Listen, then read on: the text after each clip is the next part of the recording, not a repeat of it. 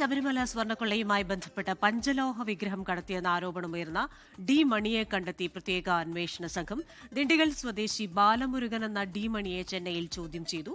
പഞ്ചലോഹ വിഗ്രഹങ്ങൾ കടത്തിയെന്ന മൊഴിയിലാണ് ചോദ്യം ചെയ്യൽ. ഷഫീദ് റാവുത്തർ തിരുവനന്തപുരത്ത് നിന്ന് ചേരുകയാണ്. Shafeed, very good morning. ഈ കഴിഞ്ഞ ദിവസങ്ങളിലൊക്കെ ഈ കേസുമായി ബന്ധപ്പെട്ട് ആരാണ് ഈ ഡി മണി എന്ന കാര്യത്തിൽ പല ഊഹാപോഹങ്ങൾ, അത് ആരാണ് എന്ന ചർച്ചകളൊക്കെ നടന്നു.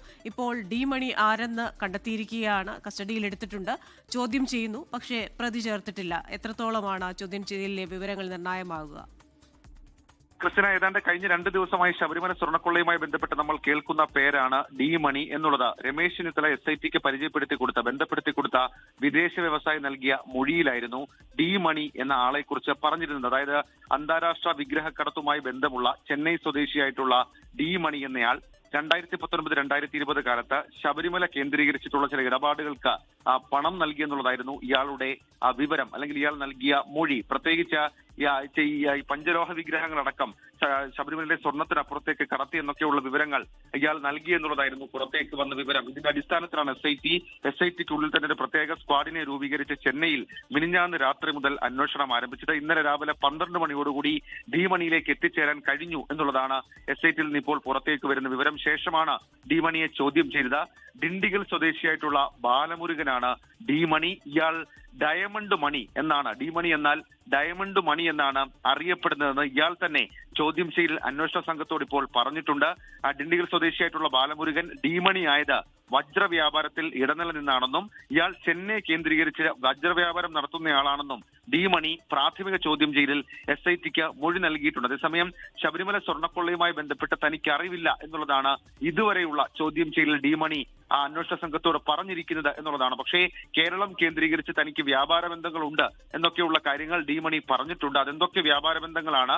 നേരത്തെ ഈ വിദേശ വ്യവസായി പറഞ്ഞ 2019-2020 കാലത്ത് ഡി മണി കേരളത്തിൽ നടത്തിയ ഇടപാടുകൾ ഏതെങ്കിലും തരത്തിൽ പഞ്ചലോഹ വിഗ്രഹ കടത്തുമായി ബന്ധപ്പെട്ടത് ശബരിമല എന്നല്ല, ശബരിമലയിലെ ഉപക്ഷേത്രങ്ങളിലേതോ മറ്റു ക്ഷേത്രങ്ങളിലേതോ എന്നുള്ളതാണ് SITയുടെ സംശയം.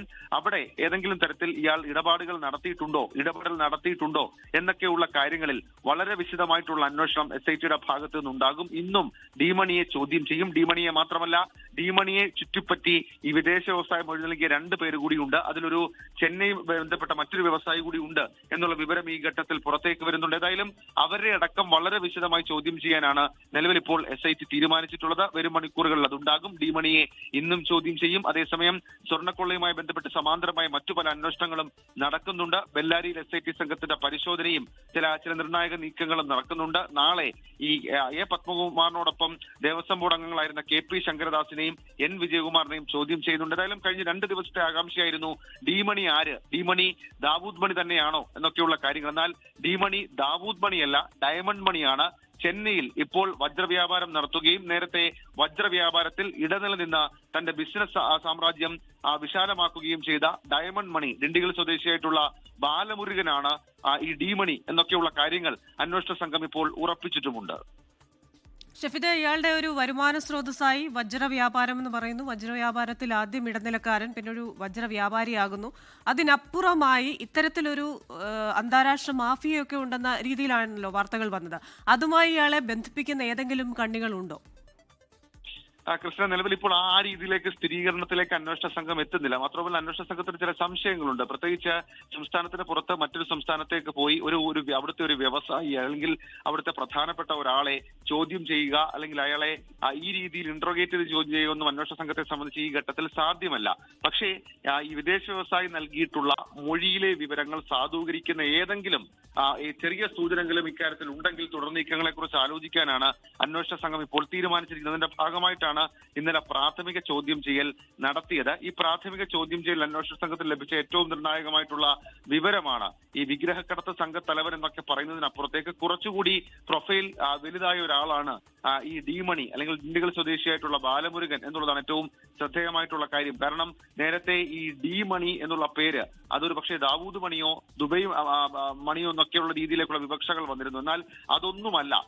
ചെന്നൈ കേന്ദ്രീകരിച്ച് രാജ്യത്തിനകത്തും പുറത്തും വജ്രവ്യാപാരം നടത്തുന്ന, വജ്രവ്യാപാരം വ്യാപാരത്തിൽ ഇടനില നിന്ന് ബിസിനസ് സാമ്രാജ്യം വിശാലമാക്കിയ ഒരാളാണ് ഈ ഡി മണി എന്നുള്ള വിവരം ഇപ്പോൾ അന്വേഷണ സംഘത്തിന് ലഭിച്ചിട്ടുണ്ട്. ഇയാൾ ഡിണ്ടിഗൽ സ്വദേശിയാണെങ്കിലും കഴിഞ്ഞ കുറെ നാളുകളായി വർഷങ്ങളായി ചെന്നൈ കേന്ദ്രീകരിച്ചാണ് ഇയാളുടെ പ്രവർത്തനങ്ങൾ എന്നൊക്കെയുള്ള കാര്യങ്ങൾ SIT കണ്ടെത്തിയിട്ടുണ്ട്. ഏതായാലും നമ്മളെ സംബന്ധിച്ച് ശബരിമല സ്വർണ്ണക്കൊള്ളയുമായി ബന്ധപ്പെട്ട് ഇയാൾക്ക് ഏതെങ്കിലും തരത്തിൽ ബന്ധമുണ്ടോ എന്നുള്ളതാണ് SITക്ക് അറിയേണ്ടത്. Unnikrishnan Potti, smart creation CEO Pankaj Bhandari, ബെല്ലാരിയിലെ റൊദ്ദം ജ്വല്ലറി ഉടമ ഗോവർദ്ധൻ ഇവരടക്കം ഏതെങ്കിലും ആളുകളുമായി ഇയാൾക്ക് ബന്ധമുണ്ടോ? 2019-2020 കാലത്ത് ഇയാൾ ഈ കേരളവുമായി ബന്ധപ്പെട്ട് നടത്തിയിട്ടുള്ള ഇടപാടുകൾ, ശബരിമലയുമായി ബന്ധപ്പെട്ട് നടത്തിയിട്ടുള്ള ഇടപാടുകൾ, തിരുവനന്തപുരത്തേക്ക് എത്തിയോ, തിരുവനന്തപുരത്ത് ആർക്കെങ്കിലും പണം നൽകിയോ, ഇതിങ്ങനെയുള്ള ചോദ്യങ്ങൾ അത് ഇന്ന് വളരെ വിശദമായി ഡി മണിക്ക് മുൻപിലേക്ക് എത്തുന്നുണ്ട്. ക്രിസ്ത്യന ഷിഫിദ്, അതുപോലെ തന്നെ ഈ ഡി മണി എന്ന് പറയുന്ന വ്യക്തി ഇതാരെന്ന് കണ്ടെത്താനുള്ള ഒരു നീക്കത്തിലായിരുന്നല്ലോ പൊതുവെ എല്ലാവരും തന്നെ.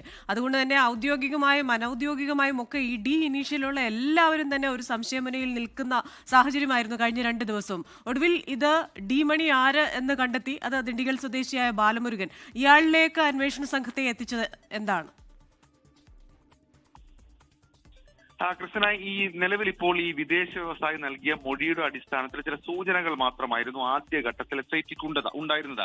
അത് പരിശോധിക്കപ്പെടണമോ അല്ലെങ്കിൽ ആ മൊഴിയിൽ വീണ്ടും അങ്ങനെ ഒരു അന്വേഷണം നടത്തണമോ എന്നൊക്കെയുള്ള സംശയങ്ങളും ആശങ്കകളും അത് അന്വേഷണ സംഘത്തെ സംബന്ധിച്ചിട്ടുണ്ടായിരുന്നു. എന്നാൽ ശബരിമല സ്വർണ്ണക്കൊള്ള കേസ് ഏതാണ്ട് പൂർണ്ണമായും അടഞ്ഞ അവസ്ഥയിലായിരുന്നു കുറച്ച് ദിവസങ്ങൾക്ക് മുൻപ് വരെ. കാരണം ഈ Pankaj Bhandari, smart creation CEO Pankaj Bhandari, ബെല്ലാരിയിലെ ജ്വല്ലറി ഉടമ ഗോവർദ്ധൻ എന്നിവരെ അവസാനം അറസ്റ്റ് രേഖപ്പെടുത്തുമ്പോൾ പോലും ഈ ശബരിമലയിൽ നിന്ന് കടത്തിക്കൊണ്ടുപോയ സ്വർണ്ണപ്പാളികൾക്ക് എന്ത് സംഭവിച്ചു എന്ന് കണ്ടെത്താനോ അല്ലെങ്കിൽ തെളിവ് ശേഖരണത്തിന്റെ ഭാഗമായി അവിടെ നിന്ന് ഇവർ പറയുന്നത് പോലെ തന്നെ ഉരുക്കിയെന്നും, അതായത് പാളികൾ ഉരുക്കിയെന്ന് പറയുമ്പോൾ ആ ഉരുക്കിയ പാളികളിലെ സ്വർണം എവിടെ, അത് കണ്ടെത്താനോ ഒന്നും അന്വേഷണ സംഘത്തിന് കഴിഞ്ഞിരുന്നില്ല. ഈ കേസിന്റെ ഏറ്റവും പ്രധാനപ്പെട്ട ബേസ് എന്ന് പറയുന്നത് ആ തെളിവെടുപ്പായിരുന്നു. എന്നാൽ അതിലേക്ക് എത്തിയില്ല. അതിന് പിന്നാലെയാണ് SITയുടെ ഒരു വിലയിരുത്തൽ വന്നത്.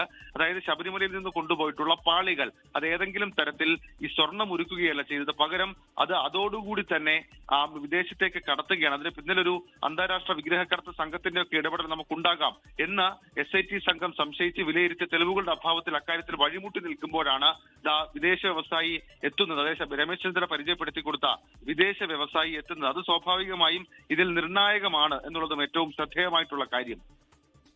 ഷിഫിദ്, അതുപോലെ തന്നെ പ്രാഥമികമായ ഒരു ചോദ്യം ചെയ്യൽ ആണ് നടന്നുകൊണ്ടിരിക്കുന്നത്.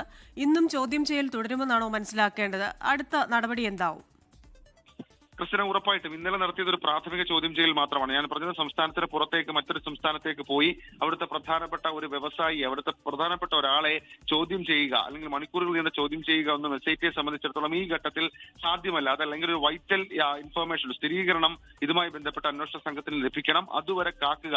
അതിനുശേഷം ഇതുമായി ബന്ധപ്പെട്ട തുടർ നടപടികളിലേക്ക് പോവുക എന്നുള്ളതാണ് SIT ഇപ്പോൾ തീരുമാനിച്ചിരിക്കുന്ന കാര്യം. ക്രിസ്ത്യന, ശരി. ഷഫീദ് റാവുത്തറാണ് തിരുവനന്തപുരത്ത് നിന്ന് വിശദാംശങ്ങൾ നൽകിയത്. നിലവിൽ ഡി മണി എന്ന് പറയുന്ന ഇപ്പോൾ കസ്റ്റഡിയിൽ എടുത്തിട്ടുള്ള ബാലമുരുകൻ പ്രതി ചേർക്കണമെങ്കിൽ നിർണായകമായ വിവരങ്ങൾ ലഭിക്കേണ്ടതായിട്ടുണ്ട്. അതിനുള്ള ചോദ്യം ചെയ്യലാണ് നടക്കുന്നത്. ചോദ്യം ചെയ്യൽ ഇന്നും തുടരുമെന്നാണ് ഷഫീദ് റാവുത്തർ തിരുവനന്തപുരത്ത് നിന്ന് നൽകുന്ന വിവരം. ലോകത്തെവിടെയായാലും ഏത് സമയത്തും 24 വാർത്തകളും ഓഗ്മെന്റഡ് റിയാലിറ്റി പാക്കേജുകളും എക്സ്പ്ലെയിനറുകളും വിശദമായി കാണാൻ ഞങ്ങളുടെ YouTube ചാനൽ നിങ്ങൾക്ക് സബ്സ്ക്രൈബ് ചെയ്യാം.